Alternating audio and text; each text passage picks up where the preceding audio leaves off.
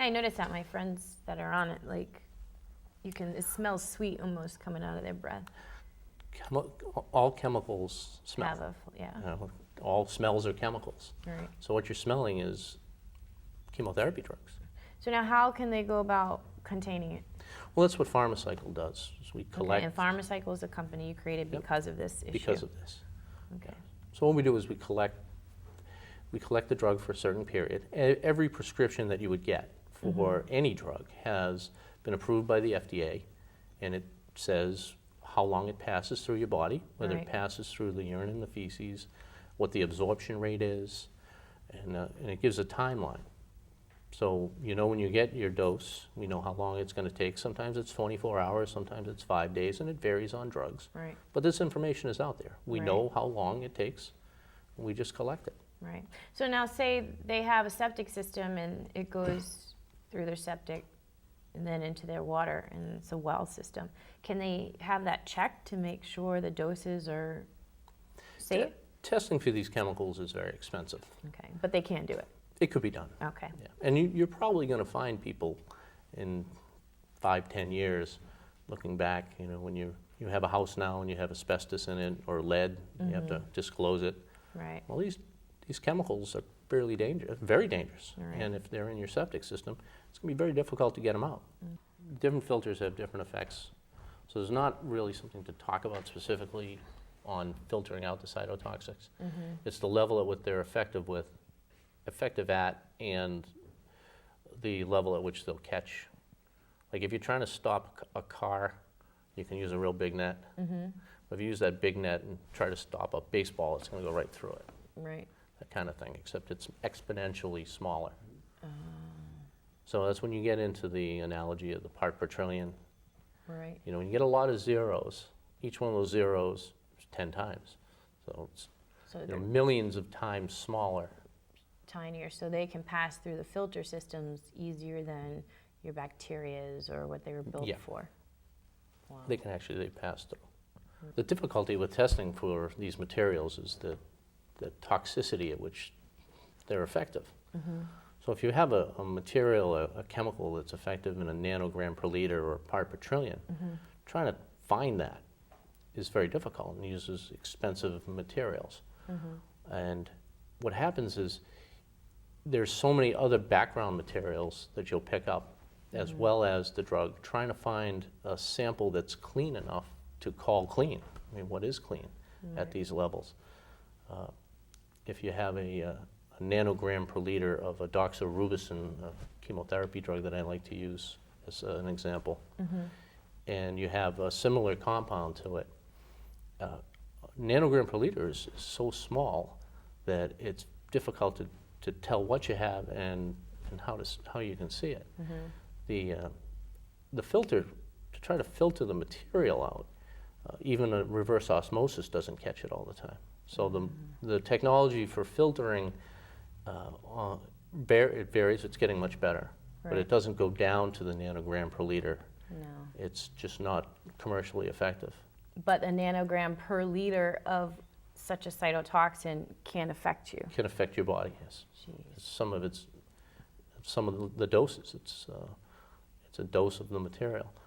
Christian Daunton, who I've referenced here, is he had an interesting paper come out in March.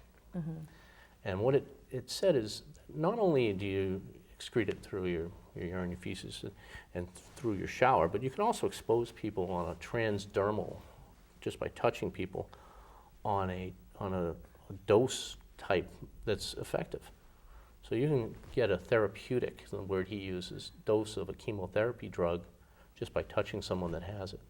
Wow. And one of the scarier things that he says is the greatest exposure may be for people that are on these treatments that go into a public pool, and he does the math on it. The exposure to other people that are in that same pool is a therapeutic dose. It's higher than if you're drinking the water. Jeez. I haven't been in the and pool these are since. things you don't think of. I would never think of that. I didn't. Christian Daunton did. And how come more awareness isn't brought about? This is very recent It's all stuff. recent. This is all very recent. Wow. And now your container system, like you had mentioned, so you sweat it out, comes out of your hairs. There's a way to take care of that and dispose of it so it doesn't Yeah, affect just those around you. contain it. So as opposed to taking a shower, just use baby wipes. At least Right. we provide those. It's just, well, you know, That's just a lifestyle it's- change. Well, it goes through your body in 3 to 5 days, some even faster. Right. You know, your hair may fall out. I mean, that's contaminated with the materials. Right. So And we collect all containment. that. The sheets, your clothing. Now, Pharmacycle, this just came about because of your research, correct? Correct. And tell us a little bit about Pharmacycle. Like, what does it provide for somebody that is going through this right now? It provides a cost-effective, for one, it's not a very expensive process. Right. A collection system where people are not exposed to the waste that comes out of a person's body that's contaminated with this material. Right. But now the material, you're not putting it back. This is where I'm getting confused. You're collecting the contaminated material. How do you keep it from contaminating the environment? Pharmacycle, the process is to provide the collection device, and we have a chemical reagent that we add to it to bind the material. So the chemotherapy drug itself is bound. And what does that mean? It means that it can't go anywhere. Okay. It's called a metavault. It's like a vault. So there's no exposure. So it's safe to handle the material, handle just the waste in the plastic container.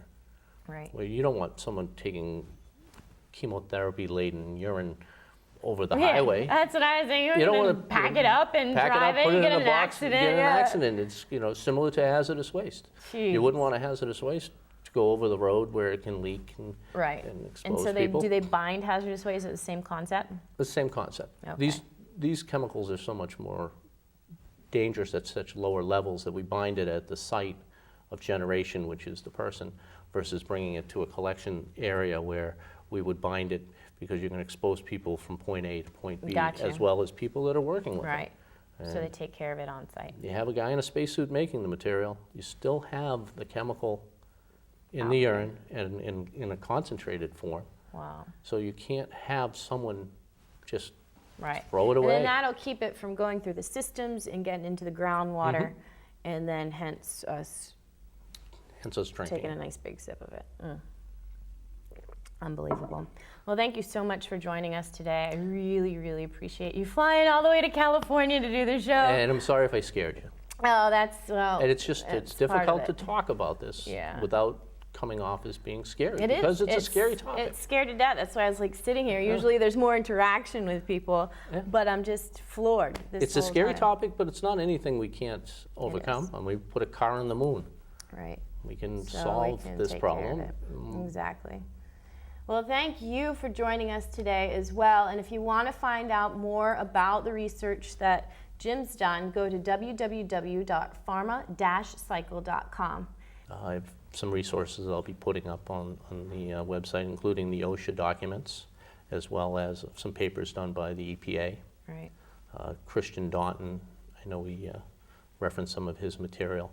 Very smart man, he's the chief of environmental chemistry for the research and development laboratories of the EPA. Excellent. And then I'll also have on the site Michael Firestone's work, Right. Center for Children and the Environment, and some other resources on how to control the problem. Excellent.